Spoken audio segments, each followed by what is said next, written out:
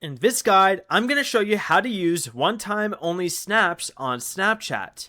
This is Miguel from JustBoz, and before we get into this guide, make sure to like the video and subscribe to the channel with all notifications on for more content like this. It really does help out the channel and we'd greatly appreciate it. If you have any questions, just ask them down in the comment section below. I'm going to be doing my best to reply to every single comment down there.